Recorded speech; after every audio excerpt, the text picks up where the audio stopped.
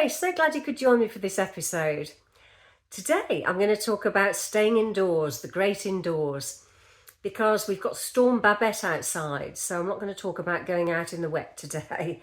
And it's quite nice to be hunkering down, isn't it, and batten down the hatches and to get a nice cup of tea on the go or a cup of coffee, and to show you 3 nice coffee table books that I've got that I always refer back to, because I've got few books up here, cookery books, gardening books, but I always go back to the same 3 books. I like them.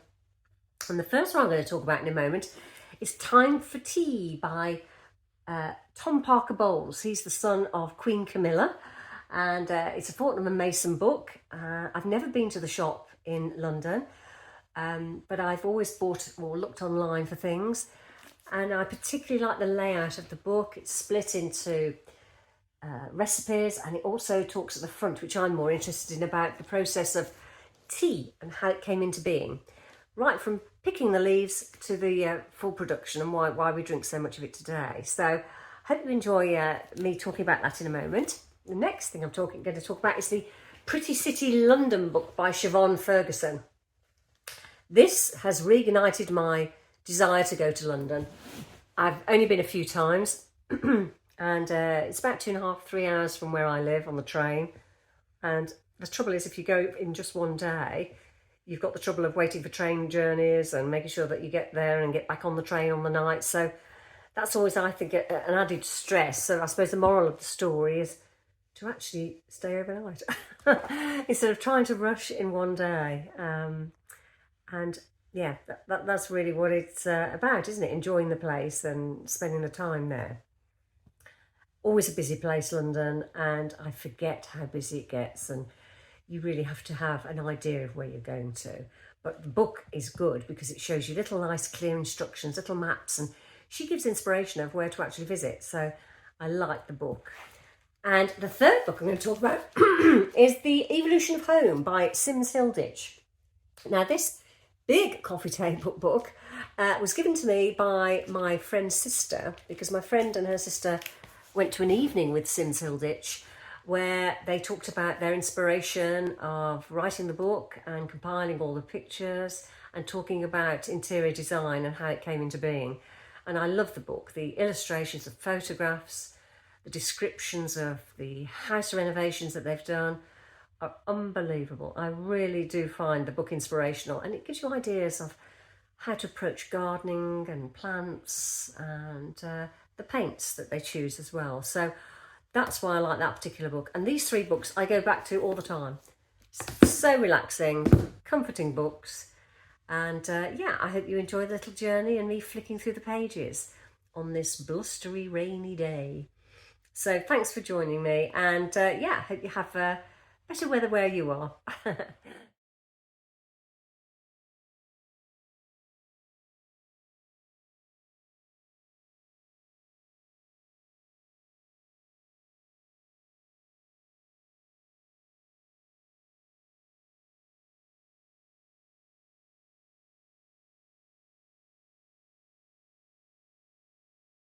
And within this lovely book, the illustrations, by the way, are by Zebedee Helm and the photography by David Loftus. And within the book, as I was just about to say, I love the actual layout and the feel of the actual paper. It's nice and rough feeling. It's not shiny paper. It's gorgeous.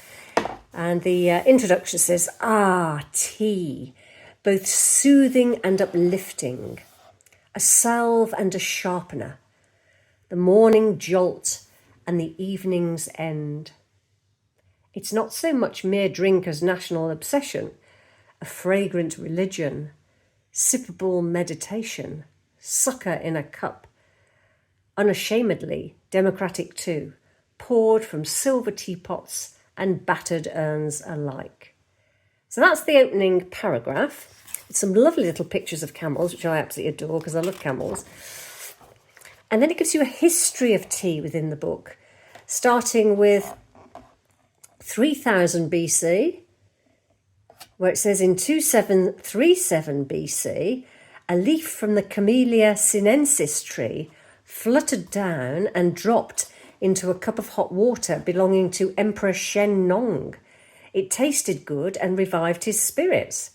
Thus, the first cup of tea was sipped by a mythical deity, seen as the father of Chinese agriculture and medicine. In short, tea discovered by a god. And then it goes through the various stages. It says, for example, in 1610, the Dutch East India Company introduced tea to Europe. In 1660, the East India Company presented 2 pounds of tea to the newly restored monarch, Charles II.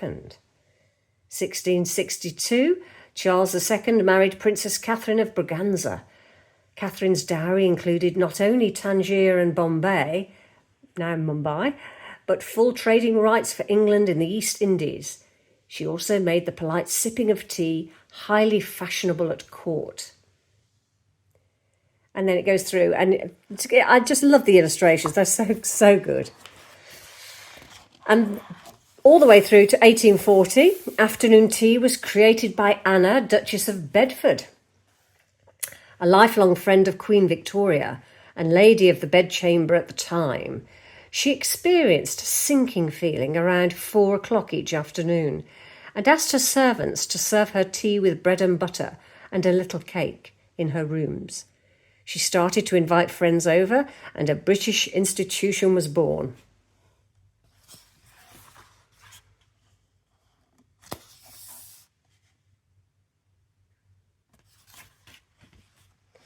A lovely picture of a map here of Asia, China and India. Such a lovely, colourful page. And again here, the jasmine leaves. Goes through Taiwan, Japan, India, with Assam and Darjeeling, Nilgiri, if I'm saying that correctly. And on to Africa, Ethiopia, Kenya, Malawi, because it says, while India, China and Japan are perhaps the most famed of tea-growing countries, they're certainly not the only ones. After Asia, Africa produces the second highest amount of tea in the world, with a whopping 62% coming from Kenya. In all, African producers provide 12% of the world's tea production. And then the book is delightful because it goes on to give the ideal conditions for tea to grow. Needing, obviously, rainfall and sunlight. It takes you through leaf to cup, from plucking the camellia bush all the way through to the drying process and how we get the tea ready for our tea pots. It mentions white tea, green tea, yellow tea, oolong tea, black tea, fermented tea. It's such a great book. And then it goes on to the benefits of tea. I think it's worth saying that it says here from Lu Yu, The Classic of Tea, Origins and Rituals, it says, tea tempers the spirits and harmonises the mind, dispels lassitude and relieves fatigue, awakens thought and prevents drowsiness, lightens or refreshes the body and clears the perceptive faculties. Well, I'll go with that.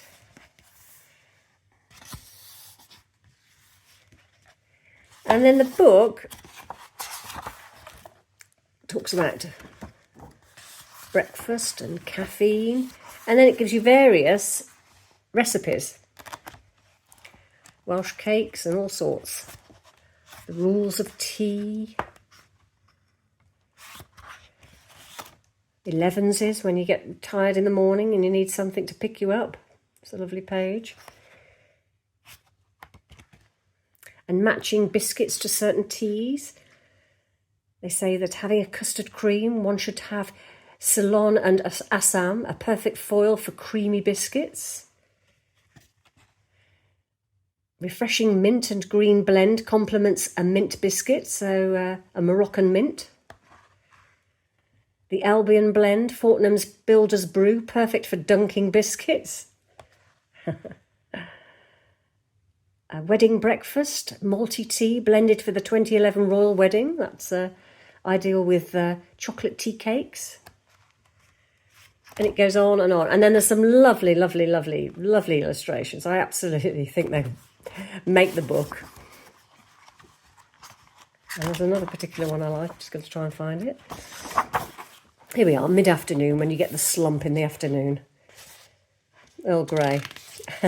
Leo Tolstoy says, I must drink lots of tea or I cannot work. Tea unleashes the potential which slumbers in the depths of my soul. So there you have it. Lots of little recipes. A great book. I highly recommend it. And a lovely cover and the colours of Fortnum and Mason. How lovely.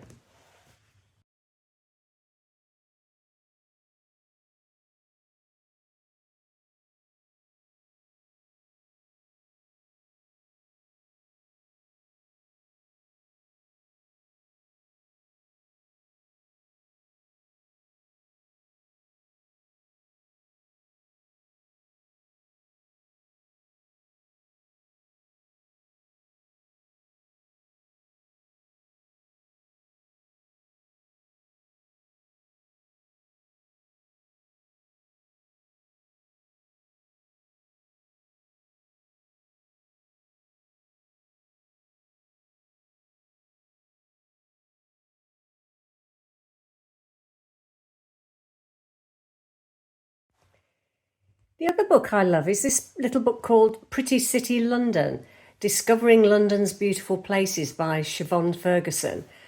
And it really made me want to go to London because I very rarely go. I think I've been a couple of times in my life. And I've always had a stressful time every time I've gone to London. And I think this book has reinvented my interest. Every time I've gone on a train, it's been delayed. I've spent most of the time underground, not seeing London. My son developed a migraine once really badly, the day my husband was losing his job.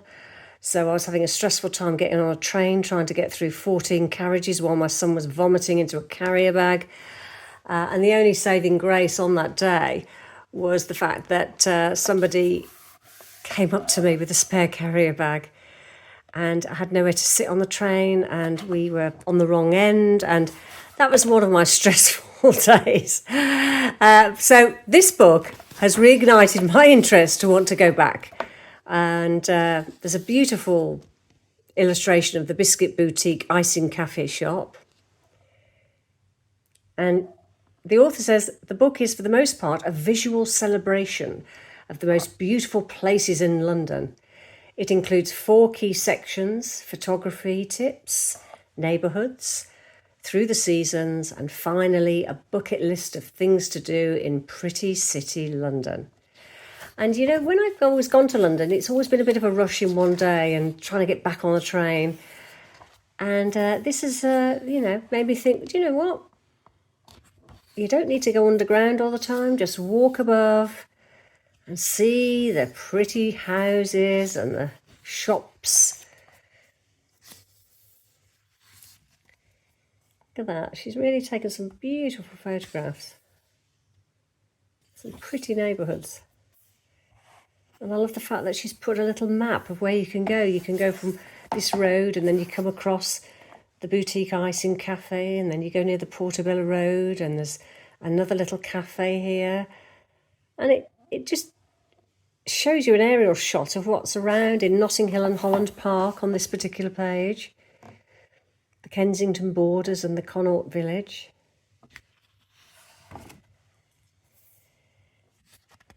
How people have painted their doorways and shop fronts beautifully.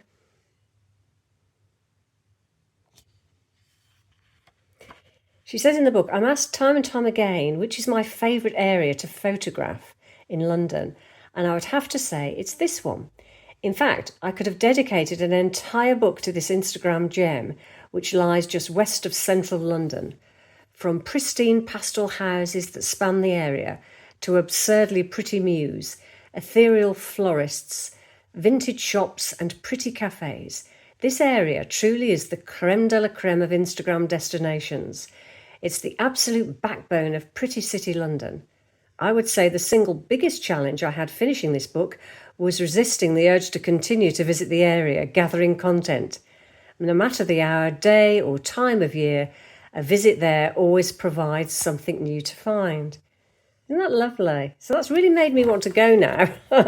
She goes on to Holland Park here. Obviously Notting Hill, she just talked about. That's the Cornish Cafe, Cornish tableware. I've got a few cups of those stripy red cups.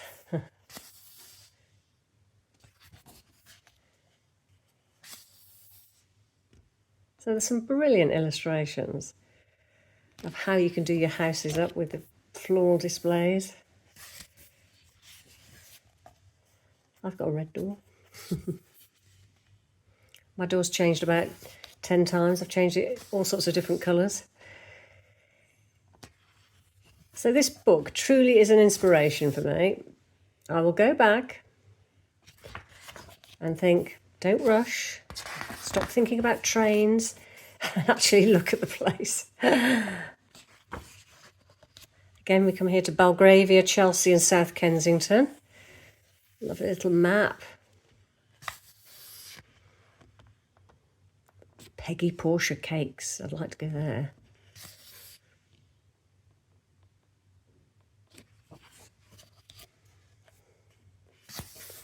What you can do with a small window ledge. Belgravia. And there's that cake shop I like the look of. I think it's the pale pink that's drawing me in.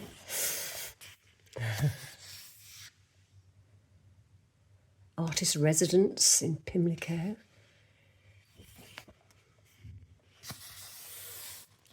So you get the idea, there's some gorgeous pictures. Fine cheese company, Belgravia. I've seen that I think in Leamington Spa. The Chelsea layout.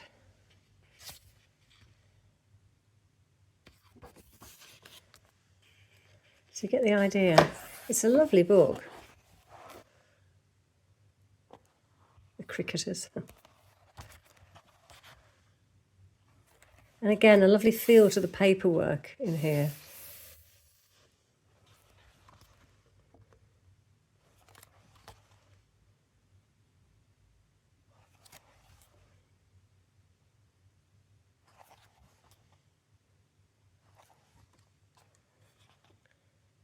So I highly recommend the book. It's inspired me to go back to London. This is the third and final coffee table book I'm going to show you that I love. It was given to me from my friend's sister. Both my friend and her sister went along to an evening with Emma Sims-Hilditch, and they talked through the book, the making of the book, and their inspirations for interior design. And this book on the evolution of home is such a wonderful illustration of their knowledge and what they've built to date. So I'm just going to show you.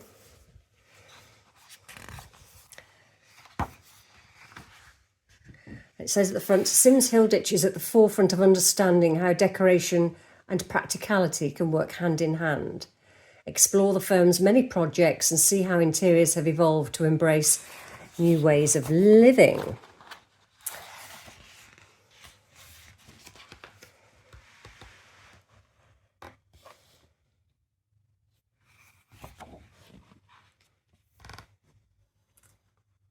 And some lovely snapshots. It inspired me to get a new doorknob.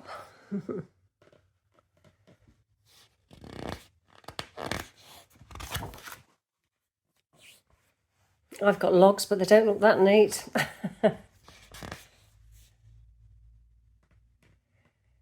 It says, an outbuilding in the garden of the White Hart, the 16th century former coaching inn near Bath, where the Sims-Hilditch team is based. The roughly hewn limestone is typical of the area. It's lovely, isn't it?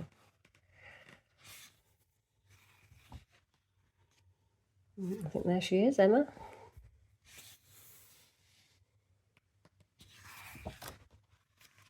It shows you here a terrace of a London townhouse and what you can do with an outside space. How lovely is that? And connecting both the outdoor and indoor spaces, how important it is to do that.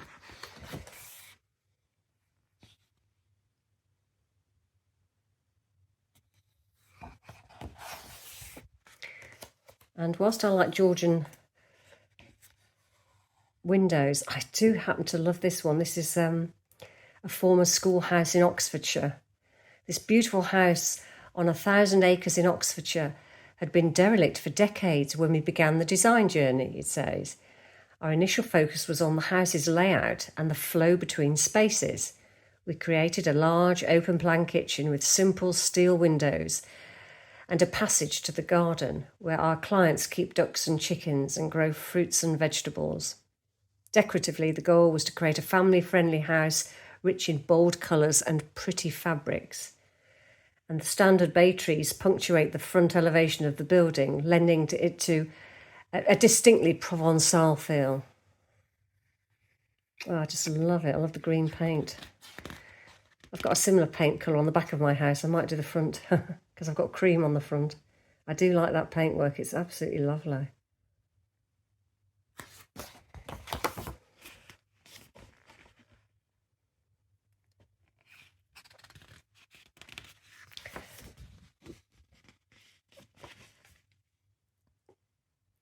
Working on multi-levels.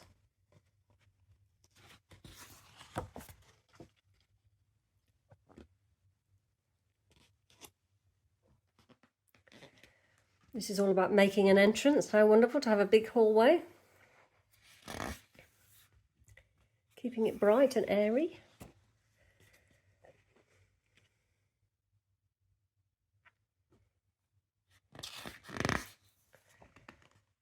Doesn't matter whether you mix different woods and colours, it all seems to match perfectly here, doesn't it? And I do love a galleried landing. How wonderful is that?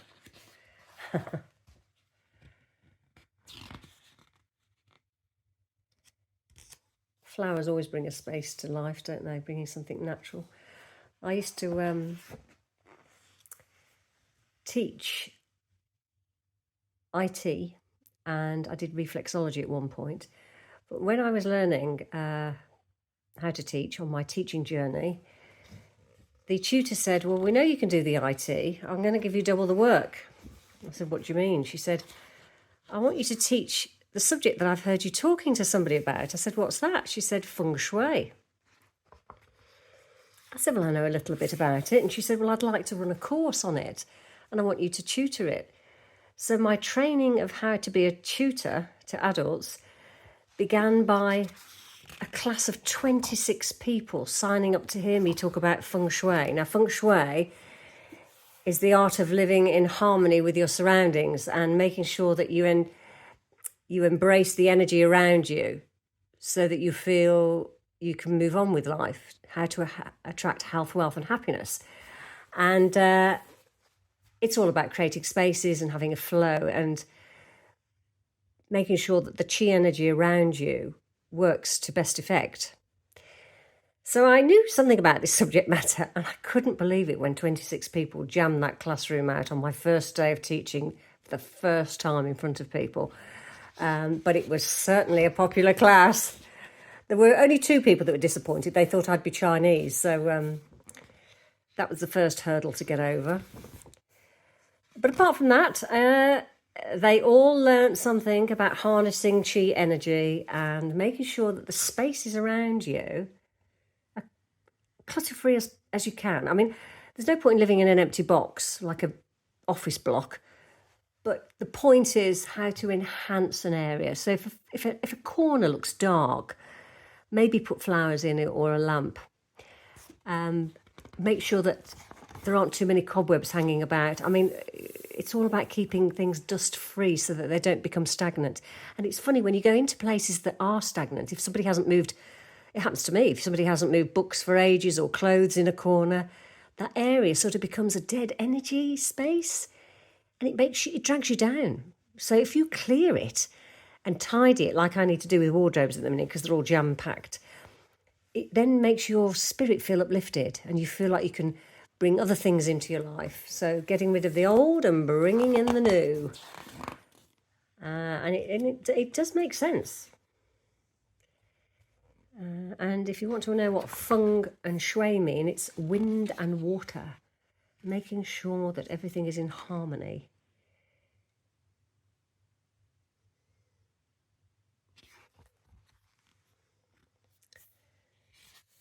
So that's your little feng shui lesson for today. And I don't always get it right, I can tell you that.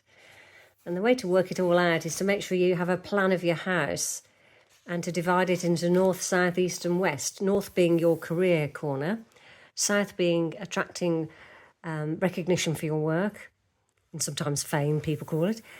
East is for health, south east is for wealth, and west is for romance and entertaining and friendships. And if any of those corners are full of clutter and aren't maintained, you may find that your life doesn't always go according to plan. So you might need to spruce it up, do a bit of decor, open the windows, always open the windows, that's one key area, to bring the fresh chi energy into the house. I'm always amazed how many people don't open windows, and I think it's very, very important that you do. So there you have it. What a lovely book. I highly recommend it. And photography is by Simon Brown. Publishers are Rizzoli, I think, Rizzoli, New York, or Rizzoli. And there you have it. A little lesson on feng shui and the evolution of home. Enjoy.